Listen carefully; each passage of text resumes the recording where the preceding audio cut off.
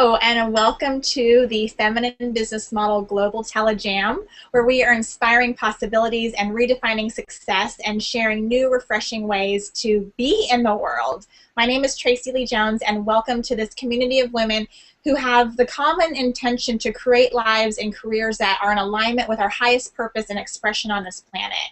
And what's distinct about the feminine business model is that it's a holistic model, meaning all of the topics in this program are really woven together into a fabric of possibilities so that we're no longer splintering off pieces of ourselves to fit into a box. To really show that there's a holistic kind of spiral approach to business that's organic and natural. And that there's plenty of room for multiple perspectives, and there's plenty of room for multiple paths. There's really no one way. So I invite you to do three things right now. These three things are really going to help you get the most out of this interview. So number one, clear away the distractions, because the more present you are, the more you can hear that message or that comment that makes your heart light up and is really especially for you. And number two, to grab a pencil, paper, and a glass of water, because you're going to want to take notes, and you're going to want to sit back and just sip on your water and allow yourself to receive. And the third thing is just take a deep breath and just inhale a deep belly breath right now, allowing yourself to energetically arrive and becoming aware of the amazing community of women that are in your life and the women that are on this panel and the thousands that are listening to this with you around the world. So today's topic is how to turn a random passion into a wild success. And I am so delighted to have this incredible heart-centered panel of inspiring women. Naima Singletary, courage coach and founder of BillionDollarCourage.com. If you could say hello. Hi. So glad to be here with you guys. And Kristin Morrison, best year yet coach and founder of Six Figure Pet Sitting Academy. Hello. Great. And I know Naima, I've gotten to be in different circles with her, different masterminding circles and training circles. And with Kristin, we've been doing training and speaking and all kinds of fun stuff together. So I know these women personally, and they're up to really amazing things. And I'm so excited for them to be sharing how their businesses have evolved today with you. So ladies, let's jump in. The first question is, can each of you share a breakdown and breakthrough that you've had on the path to making money from your passion? Yeah, absolutely. So I started, my business started in 2000, I had a PR company that I started in 2007, and that morphed into a fashion marketing company. And about a year and a half, almost 2 years into that fashion marketing company, I'd had an apartment. This was in Houston, Texas, and I had sublet my apartment, and I was going back and forth between California and Houston. And this one particular month, my accounts I just had not received bills that people were supposed to have paid me. And I had an event going on, and I remember not being able to afford a hotel room. And it was a harsh, I mean, like, really? You don't have money for a hotel room? I mean, that's how funny my money was at the time. And I had to sleep in my car and then show up at my event the very next day, where I'm organizing, and we have hundreds of people showing up, and we have like 20 vendors, and no one knows I just slept in my car the night before, took a little mini shower inside the bathroom at Starbucks. And it was at that time where I had the breakdown of, wow, my money is funny like this. And then the breakthrough was, it showed me how committed I was to my business, more committed than I had ever really consciously realized. So that was what my experience was with my random passion that I was on the way to building into a success.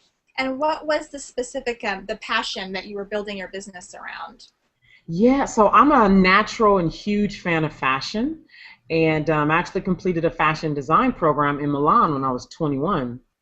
And I always thought I wanted to be a fashion designer, and that's where I learned I didn't want to be a fashion designer. It was styling that I really loved. But this fashion marketing company that I was building, where I had this breakdown and this breakthrough, was essentially marketing for brand new emerging fashion and design companies. So everything under the sun related to fashion, clothing and accessories and skincare and hair care and nail polishes and shoes and handbags, all those things that women love. And we would, bring these companies together under a beautiful roof. We'd be at swanky hotels and bars and luxury car showrooms, and we would be responsible for marketing to the public. So it would be our responsibility to get hundreds of shopping women into these environments, and they were just amazing fun, and I loved it. It was just so much fun, but obviously with any business, you have challenges along the way, and that was my challenge, not being able to pay for a hotel room on one particular night. Yeah. Thank you for that. Kristin.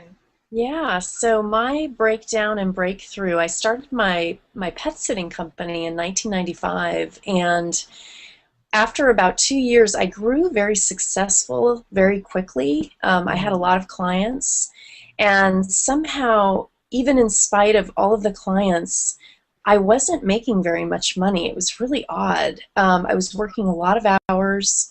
I wasn't making a lot of money, and about 2 years into my business, I had a breakdown in that I didn't want to do it anymore. And I felt like if I don't change the way I'm running my business, I'm not going to continue doing it. And I didn't know what I wanted to do at that point because I knew I loved being an entrepreneur, owning my own business. And so I took some time off to really look at what I actually wanted to do.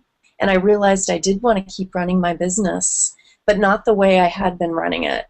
And so I made a commitment to myself for a year. And I told myself if my business didn't drastically increase financially, and if I wasn't having fun doing it, I wasn't going to do it at the end of the year. And I ended up doubling my profits in a year from the prior year. And I ended up having much more fun. I went from working 7 days a week to working 3 days a week. I hired a manager to help me manage. And I think part of the breakthrough for me was I had this idea around business that running a business was hard. And I had that belief. And I also had the belief that it was kind of a masculine belief. That's why I'm really drawn to the feminine business model, because I had this belief that I had to kind of shut down my heart in order to own a business. I thought of a businesswoman as kind of a hard, intense person. And in that year, I began to really be flexible, really open up to the possibilities, get super creative about the way I was running my business. And it's just been amazing since then. Doors have opened that I never anticipated as a result of opening to the possibilities, which I think is very feminine. For us to allow our eyes to open to what's possible instead of what's probable or what has been before, or how we see others, as business owners. Like I had never seen anybody who was having fun running their business or who had lots of time and money. They either had one or the other, it seemed, and I wanted both, and I was committed to creating both. And so that was really the breakthrough for me. I love that. There's so many things that you said that just sparked like, oh wow, it's because one of the purposes of this telejam is to showcase women. They're doing what they love and making money and having fun, right? Like that is the feminine. That's the feminine way. And I went through that too. The only women that I saw that were successful in business were like men and just really kind of hardcore and like not emotional and like just very, no, it was like all business and no fun. And so I just love that on so many levels. And what was your random passion that started your business? Oh, so I had always loved animals, and I thought I would be a vet, but I became a vet tech, and I realized that wasn't my path to work in the veterinary field, partly because I was afraid of surgery and blood. I fainted when I was a vet tech, when I went to go see surgery. So I knew that that career's out, most likely. And so I met a woman on a bike path who was walking dogs, and she had a dog walking business. And she just, within that moment of talking to her on the bike path, very randomly, she asked me if I'd be interested in walking dogs for her, and I said, absolutely.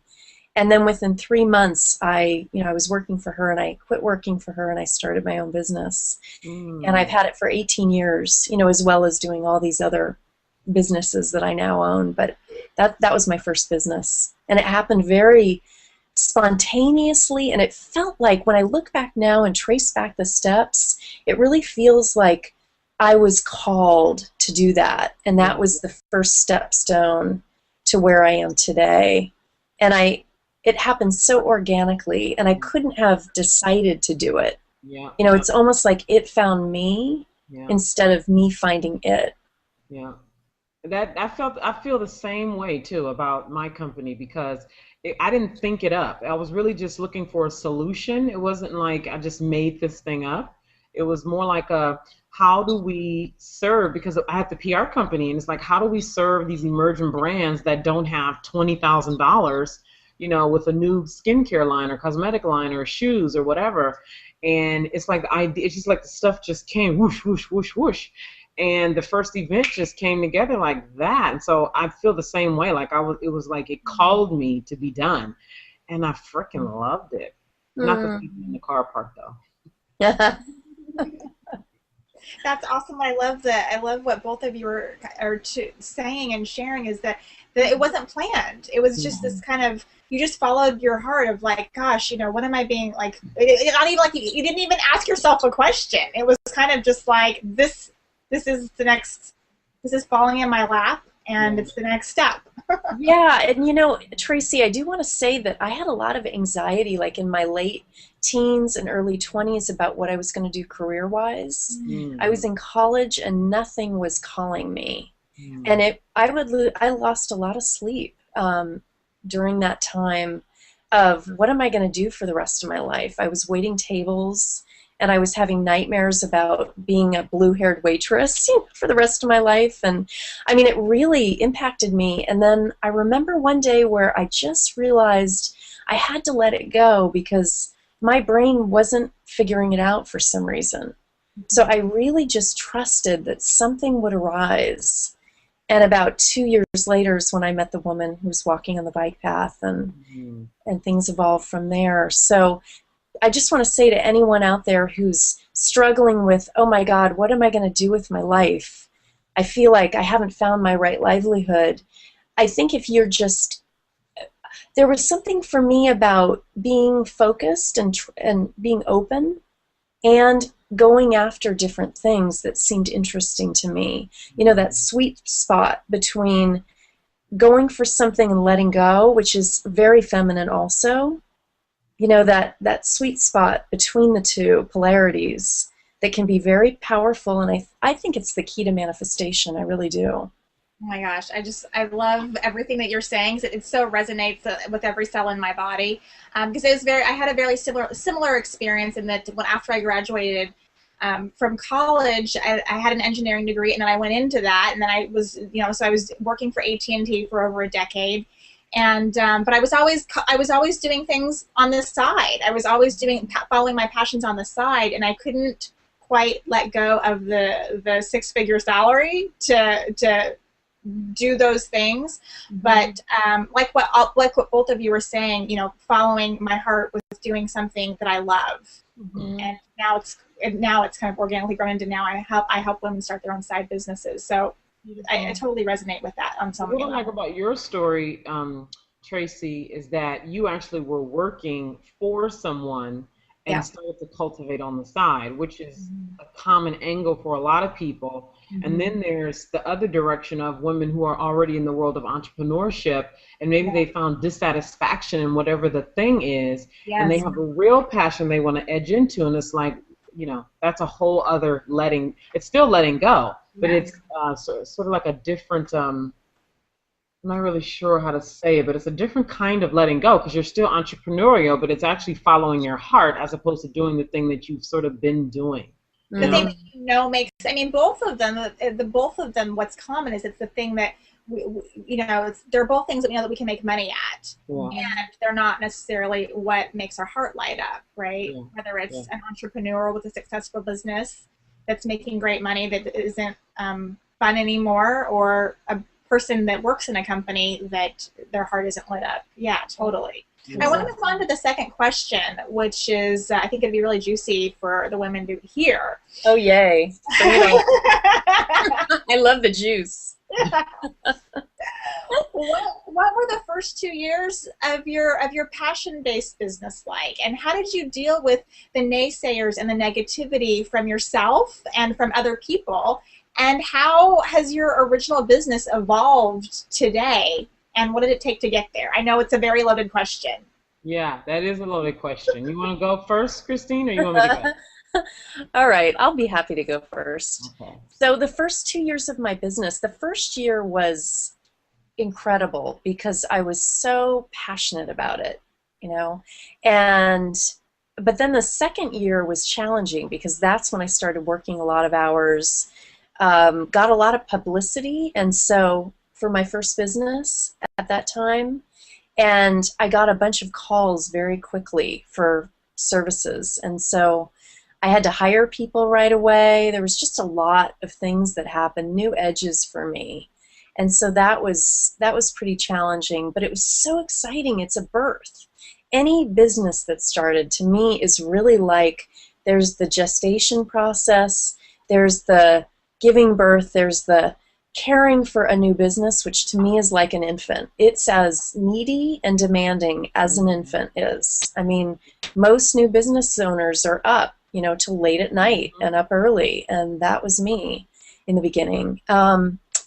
Let's see, what was the second question? What was the second part of that? I know the third part. What was the second part? How did you deal with naysayers and negativity from yourself? Naysayers. You know, a lot of people would say, is that really a business, pet sitting?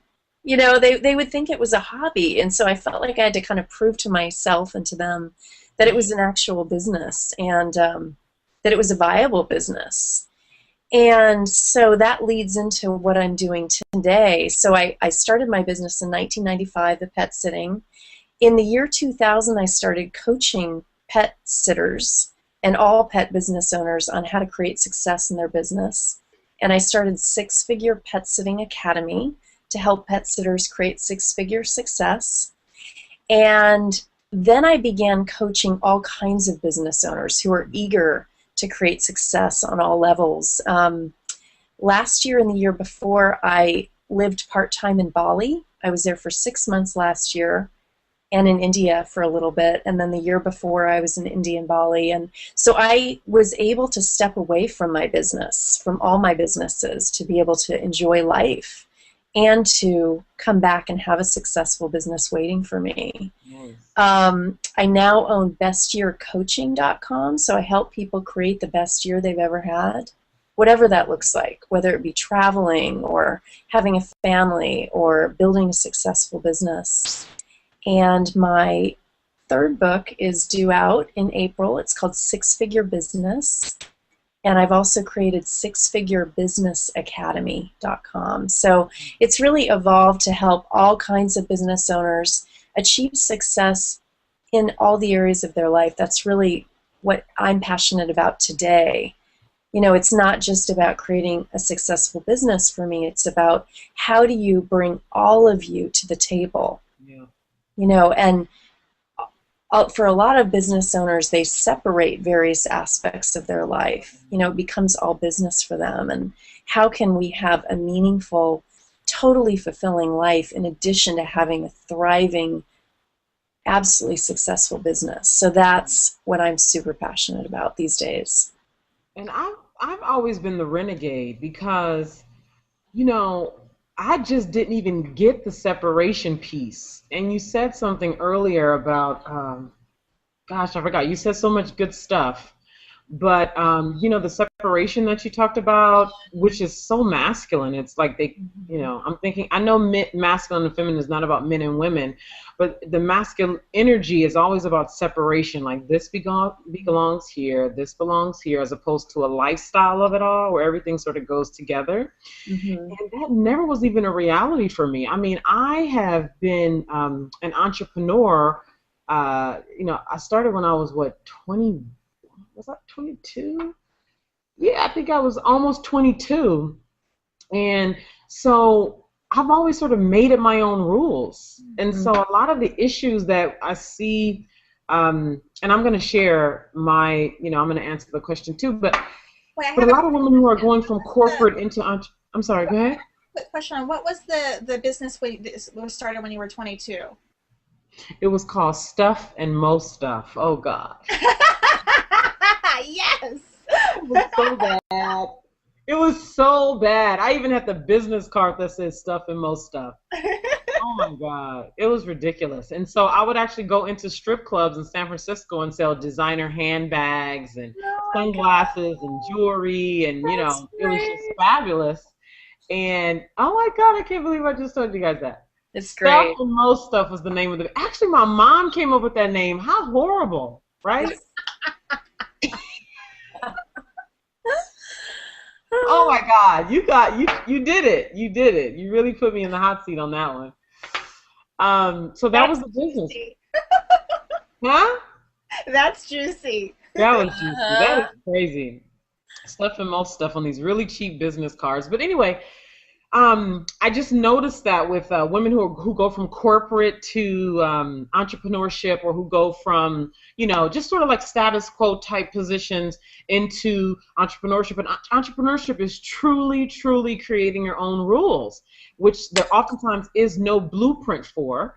So, I just always have been like this. And I didn't really realize I was the weird one until I started dealing with these women in these masculine, accounting positions and politicians. And, oh, God, it was just like, really? So anyway, so now let me answer the question. Could you tell me, what is the question again, please?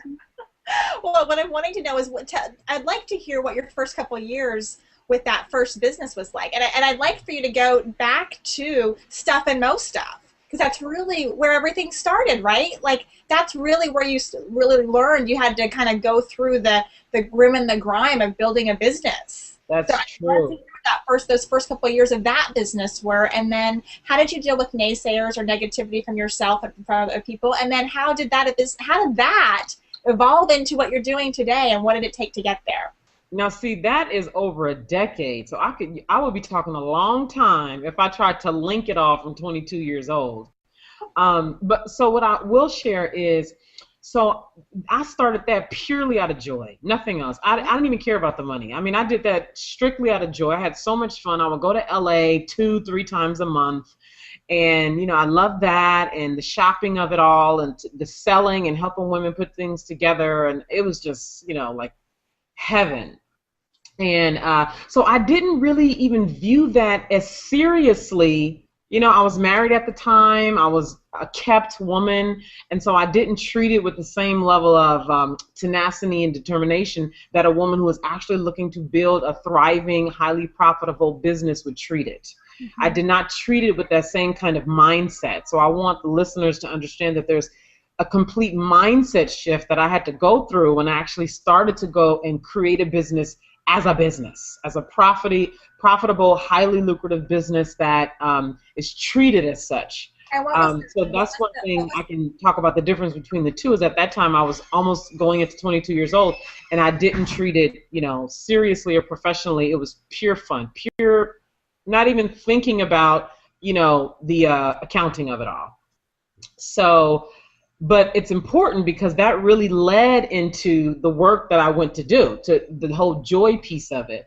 Mm-hmm. So there was cake. When you asked about what were the first 2 years like, it was cake, and I just stopped doing it because I wanted to, and I could, and I was just living my life freely. I was still in college at the time. So then I went into direct sales. I graduated from college, and I went into direct sales just because I wanted to. And that's a whole other kind of entrepreneurship because I was in network marketing. So it wasn't my baby, but that is where I really learned about sales and rejection. Yeah. And so what were the first 2 years of that business like? Oh, I was hauling ass. I mean, I got more rejection than I've ever experienced. And I had sold vacuum cleaners door to door with Kirby. And I got more.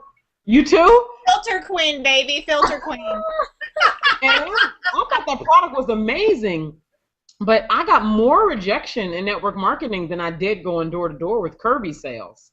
And this was like hardcore commission. Like you go out and find your own customers. We would team up and go to Walmart and prospect at Walmart. I mean, this is the kind of prospecting we were doing. We would go to the mall, and so it's like yes or no right there in your face. So you got to be able to come with it to what. Just imagine you at a mall and a stranger coming up to you about possibly buying a legal plan for your family or your business, right? So I received more rejection than I ever have up to this point in my life during that time. So it really prepared me for what really happens in entrepreneurship: messing up, people disagreeing, disapproving, people, confronting you, challenging you, questioning you. I mean, that was like boot camp, seriously. But I was determined. My goal was to reach executive director level, which I did in 14 months. And I went across the stage in Las Vegas in front of like 15,000 people and got the whole rah-rah award. And so that was an awesome learning experience for me. And then I got bored. I reached what I felt like was my goal there. I didn't want to do it anymore. I left. Yeah. And I went through a divorce. So the man I was married to when I was 21, he and I divorced, and that's how I ended up in Houston, because I wanted to start all over again, create my own life. And I think that in what I'm really wanting to get at with this question is because I feel like there's a false pretense out there that when you decide to start a business that you're going to be successful, right?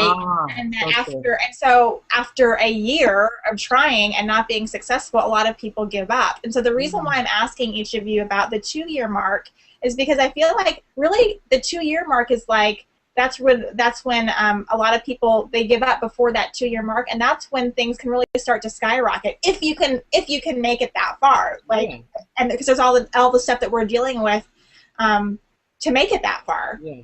And not feel like we're making it. And another reality of that 2-year mark is you might get to that 2 years and feel like you don't want to do that anymore. You really want to do something else you want to do. Exactly. Whole learning experience.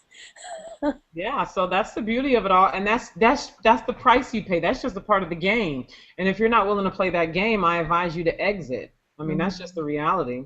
And if your heart's not in it, I invite you to exit it. Well, and I think that with the word exit, I feel like it's I'm really particular about languaging, and I feel like evolve would be a word that I would, because it's not necessarily dropping everything, right? Because we've learned so much. So it's like test and tweak. So it's like, okay, this it's a year or it's 2 years, and this I don't like it. Like I actually had that happen to me once with a few times with a few different side businesses that I had, where it was like, okay, I've been doing this for a year, I've been doing this for 6 months. I actually don't like I don't like doing one-on-one health coaching. And but then it evolved into, well, what do I like? What can I take from this? So it's like, okay, how can I evolve this into the next layer of what I am interested in now? Yeah, and it's like when I got to the 2-year mark and I looked at, am I really committed to this business? Is my heart in it? Right. My heart was in it, but I needed to do things very differently in order for it to really be in alignment with who I truly am. So shifting some things caused me to deeply fall in love with my business again. And it was amazing.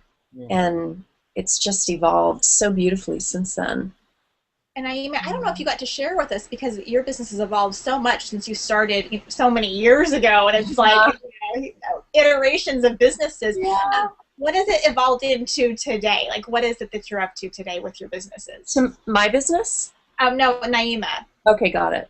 I think we got to hear your evolution. Yes, you did. So with the Glam Shop business, I sold that business in 2011, and I actually just had a conversation with the owner yesterday, and it's thriving and still based in Houston, and they're doing this big, we don't have to go into the details of that, but it's still thriving. She has a brand new website, and I'm just so proud because that started from nothing, and now she's taken this thing, she's totally rebranded it, and it's just so proud. It's just amazing to know that you can create something you really struggle with it, because for the first 2 years I had fun, but financially I really struggled with it. Right. But still loving it. Just, oh my God, my heart was so in it the first 2 years. And it was really the last year, the year that I sold it, when it became like clockwork and the heart was out of it. And so I really relate with you, Kristin, about if your heart's not in it. And I realized I didn't want to be in the business anymore, not because it wasn't fun or I wasn't in it anymore. I just wasn't in it anymore. So where is it now? It's sold and kicking ass. That's what it's doing. So it's phenomenal to watch that happen with someone who has the heart for it. It's gorgeous. Yeah. It's awesome. Well, let's wind things down with the one thing that you wish someone would have told you when you were first starting out that you can share to help the fabulous women that are listening to this. Oh, God. So much. I wish somebody would have told me it doesn't happen quickly. I wish somebody would have told me it's okay to make mistakes and look, bad and be embarrassed. Like, that's okay. It's part of the game. I wish somebody would have told me to take care of myself. That's what I wish somebody would have told me to do. The importance of my self-care, of just nurturing myself and loving myself through the process. And that's just a start. I'll let Kristin contribute, and I'm sure I'll give some more. I can relate to all of those for sure. I wish somebody had told me that making money could be easy, because I went into my business thinking making money is hard. Yeah. And that was a belief I had to really challenge. And I've gotten to that place where making money is easy and I enjoy it and it's fun. Yeah. And I had to really look at, where did that belief originate for me, and really do some work around that. And so that was a big shift for me. I broke the 6-figure glass ceiling once I made peace with that belief. Also, to really look at having a business, in my opinion, especially a business that you're really committed to, will bring you to your knees, and it will also give you some of your greatest pleasure and joy. And so to just know that it is a roller coaster. I mean, making money is easy. That's my belief, and that's true for me. And it doesn't mean that it's not challenging sometimes or amazing sometimes. It's been, to me, having a business has been my greatest spiritual teacher. And it's really just been, it's helped me become a better person. And so I've learned so much. I've learned how to not be a perfectionist, and to allow mistakes to happen. I love that you said that, Naima, because I can really relate. I mean, I don't like to make mistakes, and yet, hey, you have a business, there you go. It's a total setup to make a ton of mistakes. Inevitable. So just go for it. Flat on your face and laugh as you're falling down, because you're going to get back up and you're going to do fine. And we all learn. I was talking to a coaching client before this, and she's like, I've made so many mistakes. I said, baby, that is what happens. That is what you sign up for when you have a business. So just flow with it. And don't be so hard on yourself. Yeah. It's like, hey, you started a business. Welcome to the land of mistakes. Exactly. Exactly. Perpetual mistakes. Daily. And another thing is you will need help. I wish somebody would have told me that you can't do it all. That if you're going to grow, there's a whole mindset shift around growing the business. Yes. Because start, right? And there's all the excitement and everything that goes into starting. But at each phase of growth, there's a whole mindset shift.